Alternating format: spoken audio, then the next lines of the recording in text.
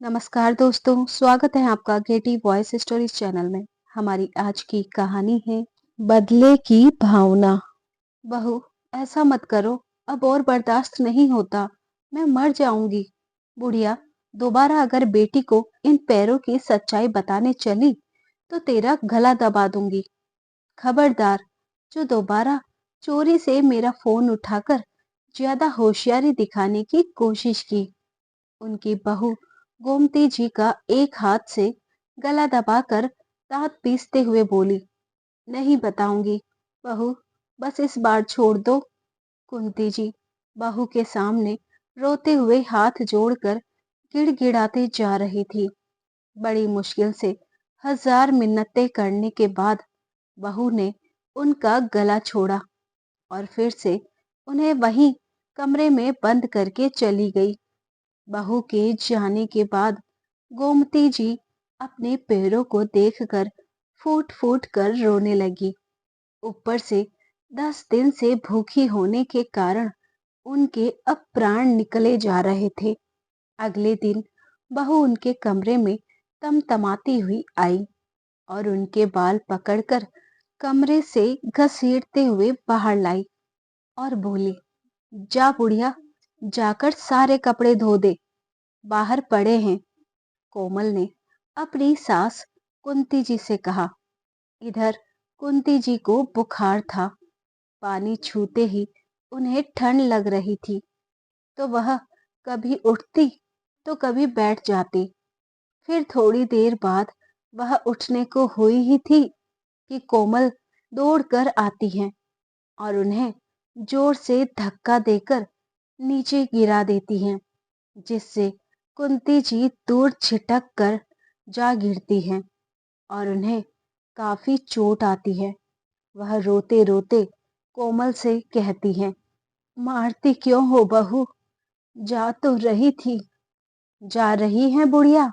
जाना होता तो कब का चली जाती। पर तुझे तो लाल जूते की भाषा ही समझ आती है। चल अब जा, वरना अब तो वह हाल करूंगी कि समझ नहीं आएगा कि कपड़े धुल रहे हैं या तू। कोमल ने अपने दांत पीसते हुए कहा। उसके बाद कुंती जी कांपते हुए हालत में ही कपड़े धो रही थी और फिर किसी तरह सारे कपड़े धोकर वह अपने कमरे में जाकर अपनी रजाई को ओढ़कर बैठ जाती है। पर फिर भी उनकी कपकपाहट बंद नहीं होती है। तो इतने में कोमल फिर से आकर उनसे कहती हैं, वाह रे बुढ़िया, दो कपड़े क्या धो दिए। ऐसे कर रही हैं मानो घर के सारे काम खत्म हो गए हो। बर्तन कौन धोएगा? बहू, बुखार है, कपड़े ही बड़ी मुश्किल से धोए। अब बर्तन नहीं धो पाऊंगी। बहू कपकपी हो रही है, कुछ गरम मिल जाता तो। कुंती जी इतना कह ही रही थी कि इतने में कोमल वहां से बिना कुछ कहे ही चली जाती है और थोड़ी देर में ही गर्म पानी का पतीला लेकर वापस आती है और कुंती जी से कहती हैं, ले बुढ़िया, तुझे गर्म चाहिए था ना, अब पूरी की पूरी ही गर्म कर देती हूँ। यह कहकर कोमल ने गर्म पानी का पतीला कुंती जी पर डाल दिया। वह चीख पड़ी, क्योंकि पानी इतना गर्म था कि उनकी खाल उतरने लगी। वह मारे जलन के कहने लगी, मार दिया रे, मुझे मार दिया। चुप कर बुढ़िया, ज्यादा शोर मचाया तो अब जुबान पर भी जलता कोयला रख दूंगी। अब कह ठंड लग रही है, नहीं ना? चल अब जाकर बर्तन धो। कोमल ने कहा। उसी हालत में कुंती जी बर्तन धोती रही और रात को जब उनका बेटा संकेत आया तो कुंती जी अपने कमरे में बुखार और जलन लिए बिलख रही थी। उनकी कराहने की आवाज बाहर तक आ रही थी, जिसे सुनकर संकेत कोमल से कहता है, यह माँ इतना क्यों चीख रही है? वो बुखार है, आप तो जानते ही हैं। थोड़ा कुछ होता नहीं, ऐसे दिखाती हैं, पता नहीं क्या हो गया, और थोड़ा जल भी गई है। कोमल के ऐसा कहते ही संकेत बोलता है, जल गई है? कैसे? वह मेरा दिमाग खराब कर दिया था। काम तो कुछ करती नहीं, पूरे दिन बस फरमाइशें। कब से कुछ गरम दो, गरम दो, बहू चिल्लाई जा रही थी। इतने में दे दिया गरम पानी। कोमल ने कहा, तुम भी ना कोमल, जरा अपने गुस्से को काबू करना सीखो। कुछ हो गया तो उन्हें ऐसे ही परेशानी बनी पड़ी रहेगी मेरे सर पर। आगे जो कुछ हो गया तो मुसीबत हो जाएगी। वैसे सुरभि को तो जानती ही हो। संकेत ने कहा, सुरभि का क्या है? रखना तो हमें ही पड़ता है ना इस बुढ़िया को, कोमल ने कहा। उसके बाद संकेत कुंती जी को नजदीकी डॉक्टर के पास ले जाता है और गलती से जल गई यह कहकर दवाई ले आता है। कुछ दिनों बाद संकेत कोमल से कहता है, सुनो कोमल, सुरभि का फोन आया था। अगले हफ्ते वह आ रही है। अब जो उसने माँ की ऐसी हालत देख ली, पूरा बवाल कर देगी। क्या? अरे, आप चिंता मत करो। उस बुढ़िया की इतनी हिम्मत नहीं होगी कि वह सुरभि को कुछ बताएगी। वह कह देंगे, नहाते वक्त इन्होंने गर्म पानी ही डाल दिया। कोमल ने कहा, लेकिन माँ को अच्छे से सिखा देना, वरना कहीं उन्होंने कुछ बता दिया फिर तो। संकेत ने कहा, एक बात बताओ, हम सुरभि से इतना डरते क्यों हैं? अगर उसे अपनी माँ की इतनी ही फिक्र है तो ले जाए ना इस बुढ़िया को यहाँ से। कोमल ने कहा, डरता वरता नहीं हूँ। कितनी बार कहूँ, पापा ने अपनी पूरी जायदाद हम दोनों में बराबर बांट रखी है और सुरभि के ससुराल में कोई कमी नहीं है। इसलिए जब वह देखेगी कि मैं माँ की देखभाल कर रहा हूँ तो वह मुझे अपना हिस्सा भी दे देगी। और यह उसने खुद कहा भी था एक बार। संकेत ने कहा, देना होता तो कब का दे दिया होता। वह भी काफी चालाक है, जानती हैं, इसी बहाने दोनों माँ बेटी अपनी सेवा करवा लेंगे। कोमल ने कहा, मैंने भी सोच लिया है, इस बार जो सुरभि आएगी तो उससे सारी प्रॉपर्टी ले ही लूंगा। संकेत ने कहा, क्या सुरभि आ रही हैं? कुंती जी ने अपने कमरे से झांकते हुए कहा, देखो इस बुढ़िया को, कैसे अपनी बेटी का नाम सुनते ही आ गई। इसे लगता है इसकी बेटी बचा लेगी।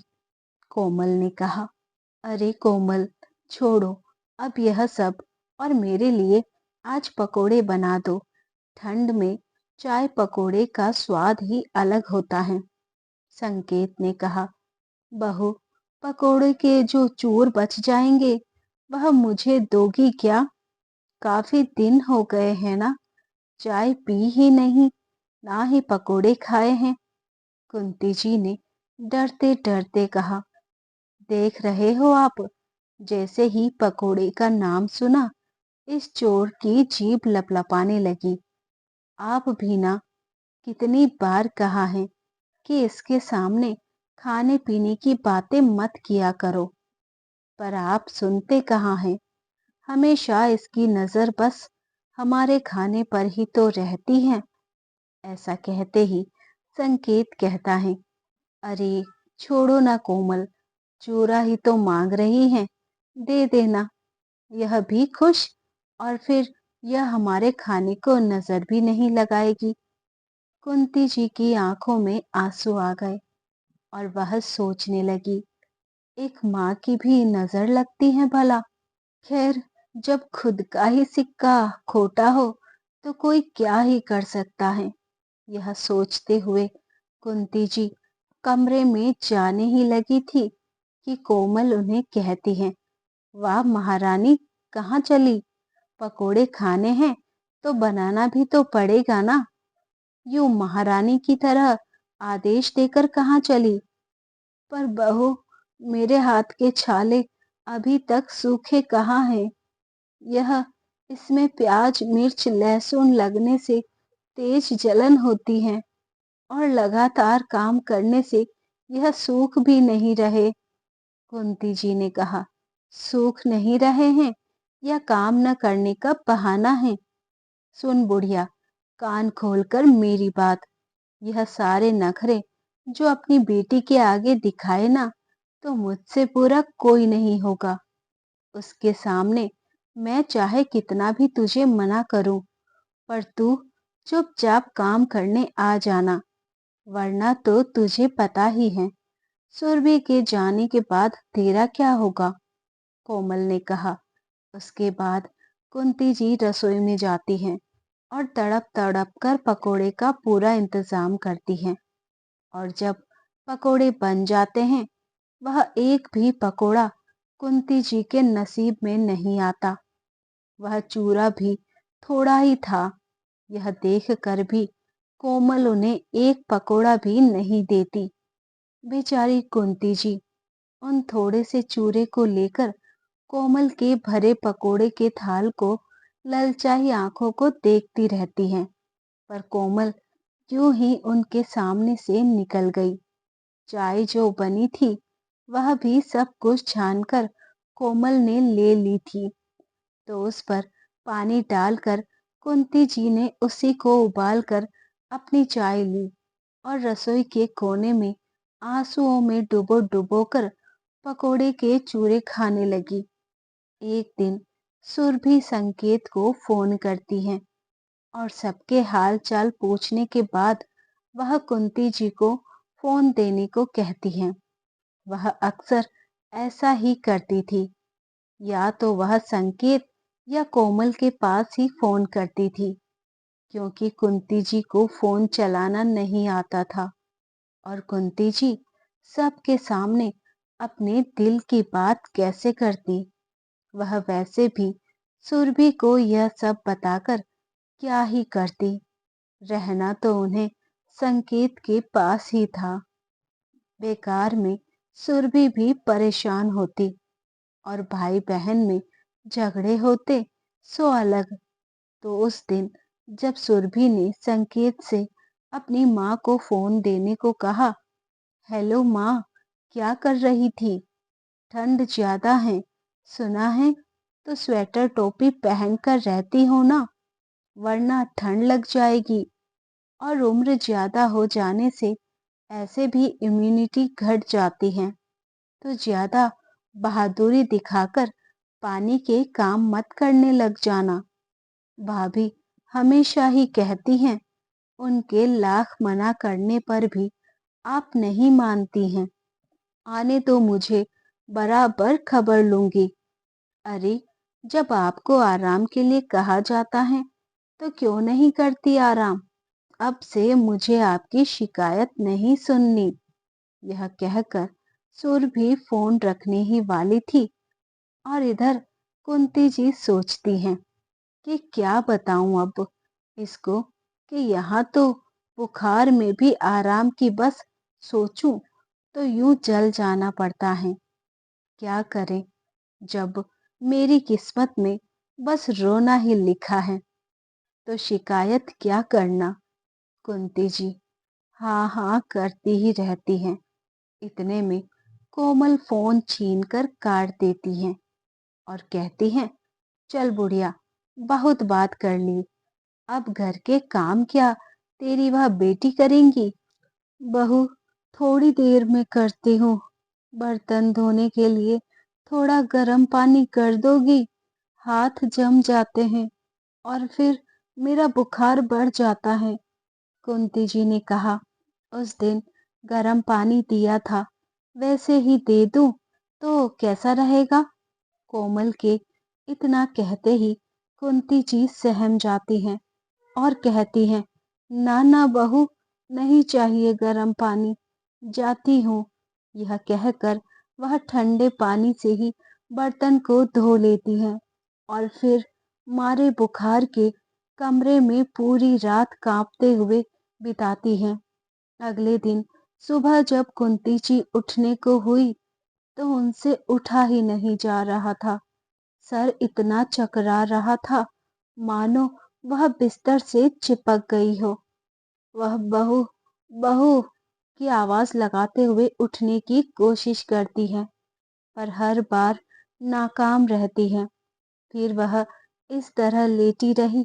काफी देर हो जाने के बाद जब कोमल को कुंती जी रसोई में नहीं दिखी तो वह गुस्से में बड़बड़ाती हुई कुंती जी के कमरे में आई। तो कुंती जी को लेटी देखकर वह जाकर सीधा उनके बाल पकड़कर उठाती हैं और बिना उनकी कोई बात सुन उन्हें खींचते हुए रसोई में लाकर पटक देती हैं। वह वहां भी लेटी रही और बोलने की कोशिश करती रही कि उनका सिर घूम रहा है, पर सिवाय आंसू के वह कुछ बोलने में असमर्थ रही। तभी दरवाजे की घंटी बजी तो कोमल कुंती जी को वैसी हालत में ही छोड़ यह कहकर चली जाती है कि पता नहीं कौन आ गया सुबह सुबह। फिर जब वह दरवाजा खोलती हैं तो उसके आंख और मुंह खुले के खुले रह जाते हैं क्योंकि दरवाजे पर सुरभि अपने सामान के साथ खड़ी होती है। क्या हुआ भाभी? मैं कोई भूत हूँ क्या जो मुझे देखकर ऐसे चौंकी खड़ी हो? पर सुरभि, तुम तो अगले हफ्ते आने वाली थी ना, इसीलिए चौंक गई, और कुछ नहीं। कोमल ने हकलाते हुए कहा। अरे भाभी, सब बताती हूँ। और वैसे भी अपने घर में आने की जल्दी किसे नहीं होती। सो मेरी भी जल्दी थी। आ गई अब। क्या मैं बाहर ही खड़ी रहूं? हटो। दरवाजे से सुरभि यह कहते हुए कोमल के बगल से घर के अंदर घुस गई। अपनी मम्मी को पुकारती हुई अंदर चली गई। अरे सुरभि, सफर से आई हो, बैठो जरा। इतनी भी क्या हड़बड़ी है? मम्मी जी बाथरूम में गई हैं। मैं कहती हूँ उन्हें, तुम बैठो तो सही। कोमल के ऐसा कहते ही सुरभि कहती हैं, अरे भाभी, मैं कोई मेहमान हूँ क्या जो सफर से आकर आराम फरमाऊं? रुको, पहले माँ से मिल लूं, फिर तुम्हारी मदद भी करती हूँ। अरे सुरभि, आई इतने दिनों बाद हैं और आते ही मेरा हाथ बटाने की बात कर रही हैं। वाह, मैं बहुत खुशकिस्मत हूँ जो मुझे ऐसी ननंद मिली है। यह सब कोमल चिल्ला चिल्ला कर कह रही थी। तो इस पर सुरभि कहती है, अरे भाभी, तुम्हें हो क्या गया है आखिर? जब से आई हूँ बड़ा अजीब बर्ताव कर रही हो। अभी इतना चिल्लाकर यह सब कह रही हो, मैं बहरी तो नहीं हूँ? इस पर कोमल कहती है, अरे यह तो खुशी के मारे सब हो रहा है।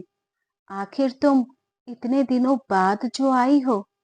कोमल यह सब कह तो रही थी पर इससे उसके बदले व्यवहार का कारण वह अंदर ही अंदर खूब जानती थी।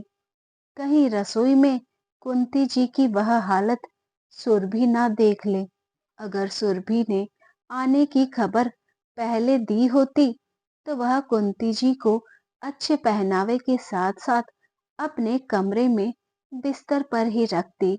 लेकिन सुरभि के अचानक आ जाने से उसे सबसे ज्यादा गुस्सा तो संकेत पर आ रहा था और वह चिल्ला इसलिए भी रही थी कि ताकि कुंती जी यह सब सुनकर अपनी हालत सही कर ले।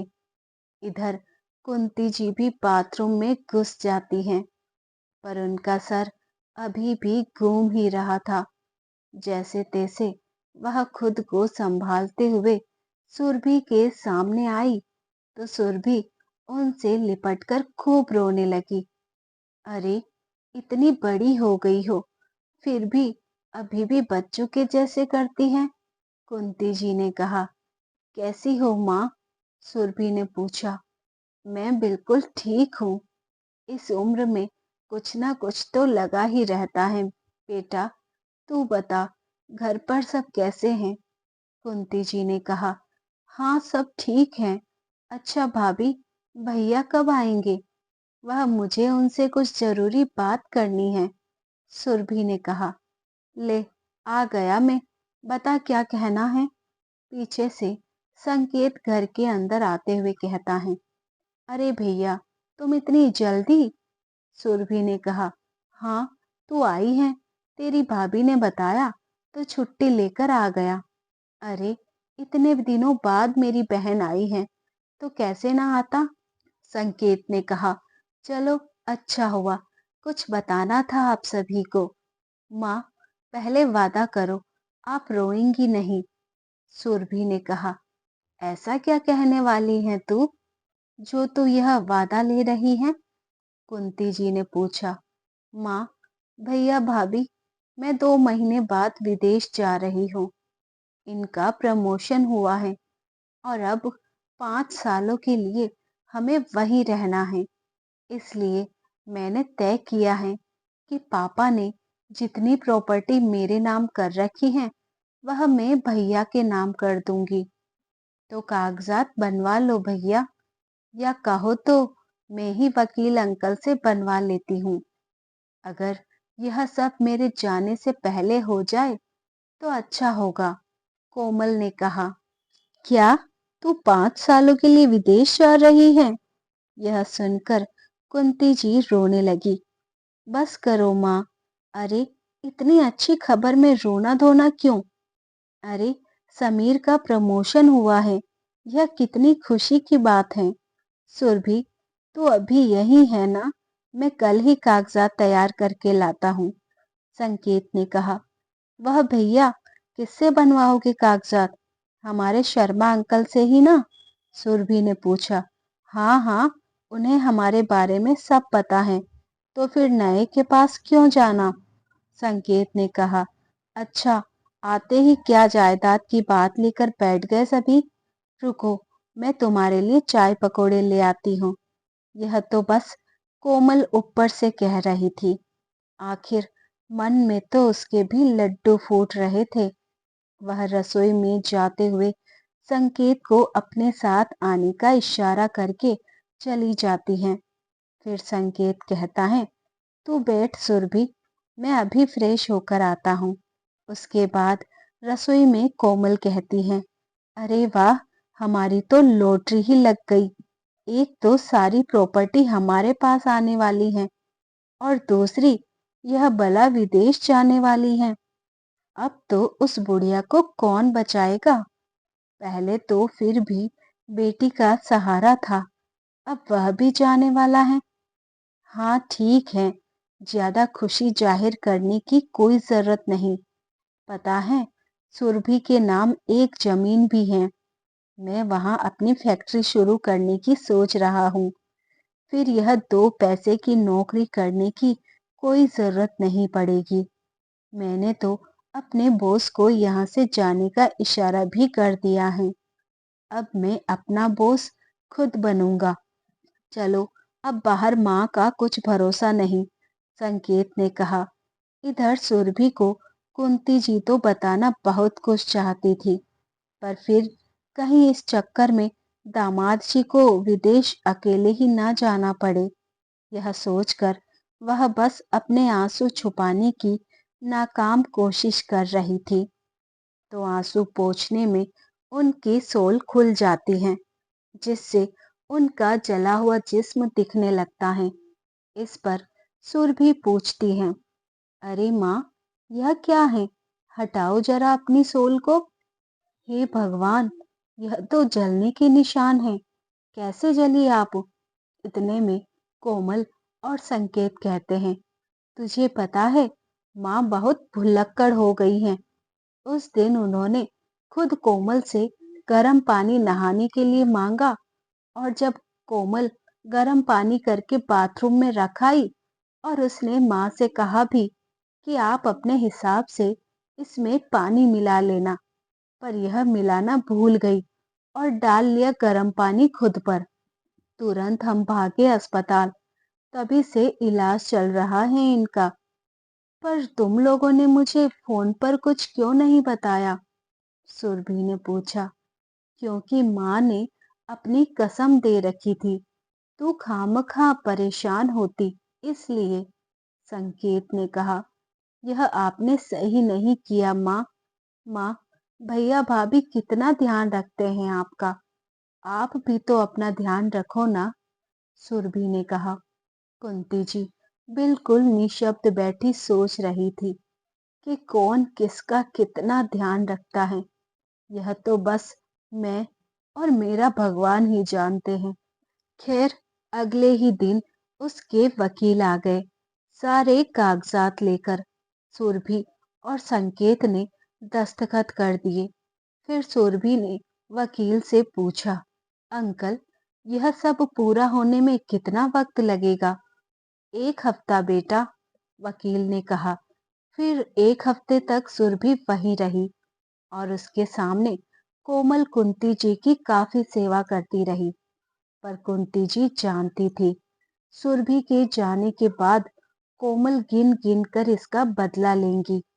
1 हफ्ते बाद वह वकील फिर आता है और सुरभि उससे पूछती है, सब हो गया अंकल?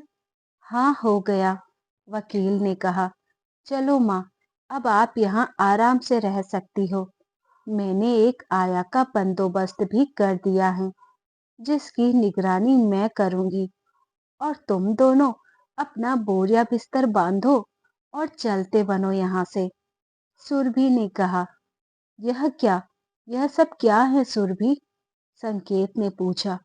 कुछ नहीं भैया, जो बेटा अपनी माँ पर अत्याचार करता है, उसे उनकी जायदाद और जिंदगी से अलग कर देता है, वह कागजात इसीलिए मैंने पूछा था, किसे बनवाओगे, ताकि मैं तुमसे पहले उनके पास जाकर उसमें हेर फेर कर सकूं। मैंने अपनी और तुम्हारी दोनों की प्रॉपर्टी माँ के नाम कर दी है, ताकि बेचारी को अब गर्म पानी से कोई चला ना सके। सुरभि ने कहा। तो इस बुढ़िया ने तुम्हें सब कुछ बता दिया? कोमल ने कहा। बुढ़िया किसे कह रही हो भाभी? अपनी जुबान पर लगाम दो। मत भूलो, यहाँ सिर्फ मेरे भैया ही नहीं खड़े हैं जो तुम्हारी हर बात चुपचाप सुन लेंगे। मैं भी हूँ। अपनी आंखें नीचे कर लो, वरना बड़े छोटे का लिहाज भूल जाऊंगी। उस दिन जब मैं माँ से फोन पर बात कर रही थी, तुमने उनसे फोन छीनते वक्त मारे गुस्से से उसको काटना भी भूल गई। और तुम्हारी उस लापरवाही ने ही तुम दोनों की सारी पोल खोल दी। और तभी मैंने अपने विदेश जाने का, यहाँ जल्दी आने का और यह सारा प्लान बनाया। सुरभि ने कहा। हम यहाँ से कहीं नहीं जाएंगे। देखता हूँ हमें कौन निकालता है, संकेत ने कहा। मुझे पता था भैया, तुम बड़े ढीठ हो, इसलिए इसका बंदोबस्त करके आई थी मैं। उसके बाद सुरभि का पति समीर पुलिस के साथ वहां आ जाता है। पर तुम साबित कुछ नहीं कर पाओगी सुरभि, कोमल ने कहा। चिंता मत करो भाभी, उसका बंदोबस्त भी है। तुम जो अपनी खुशी भैया के साथ उस दिन रसोई में बांट रही थी, उसकी पूरी फिल्म बना ली है मैंने, सुरभि ने कहा। फिर सुरभि ने पुलिस से इनको अपनी माँ पर अत्याचार करने के इल्जाम में गिरफ्तार करने को कहती हैं। इतना सुनते ही दोनों गिड़गिड़ाते हुए माँ के पैरों में गिरकर माफी मांगने लगते हैं। पर पुलिस के सामने उनकी एक ना चली। और जब उन्हें पुलिस ले जा रही थी, तो कुंती जी दोनों को एक एक चांटा लगाकर कहती है, अब कभी अपनी शक्ल मुझे मत दिखाना, चले जाओ यहाँ से। भगवान तुम जैसी औलाद किसी को भी ना दे। इंस्पेक्टर, ले जाइए इन राक्षसों को, मैं खुद अपने बेटे का त्याग करती हूँ। बेटा बहू गिड़गिड़ाते रह जाते हैं, पर कुंती जी किसी की नहीं सुनती। इतने में बहू के माँ बाप भी वहां आ जाते हैं। बहू अपनी माँ से गिड़गिड़ाते हुए बोली, माँ बचा लीजिए मुझे। सरस्वती जी ने एक जोर का तमाचा बेटी के गाल पर जड़ दिया और बोली, खबरदार जो माँ कहा तो मर गई तेरी माँ तेरे लिए। पापा देखो माँ क्या बोल रही है। सही बोल रही है। जब तूने अपनी माँ सम्मान सास की कद्र नहीं की, जिसने हमारी परवरिश को तार तार कर दिया, वो हमारी बेटी हो ही नहीं सकती। इतना कहकर दोनों अपनी बेटी से मुंह मोड़कर चले जाते हैं और दोनों को पुलिस ले जाती है। जब अदालत में सुनवाई होती है तो बहू के माँ बाप भी अपनी बेटी के खिलाफ गवाही देते हैं। तो दोनों को 5 साल की सजा सुनाई जाती है। उसके बाद कुंती जी सुरभि से लिपटकर फूट फूट कर रोने लगती हैं और सरस्वती जी भी अपनी समधन से माफी मांगती हैं। सुरभि अपनी माँ को लेकर अपने घर चली जाती है और बहू के माता पिता अपनी बेटी के लिए हमेशा के लिए मायके के दरवाजे बंद कर लेते हैं। सच कहा गया है, पाप का घड़ा एक न एक दिन फट ही जाता है। वैसे ही हुआ उन दोनों के साथ भी।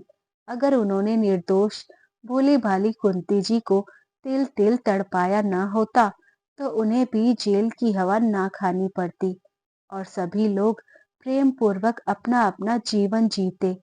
भगवान ने हम मनुष्यों को अपने कर्म करने के लिए जन्म दिया है, लेकिन कभी कभी मनुष्य में बदले की भावना इतनी प्रबल हो जाती है कि उसे कहाँ ले जाकर डुबो देती है, पता नहीं चल पाता। इसलिए हमेशा अच्छे कर्म ही करना चाहिए। दोस्तों, उम्मीद करती हूँ आपको कहानी पसंद आई होगी। कहानी पसंद आए तो वीडियो को लाइक करें।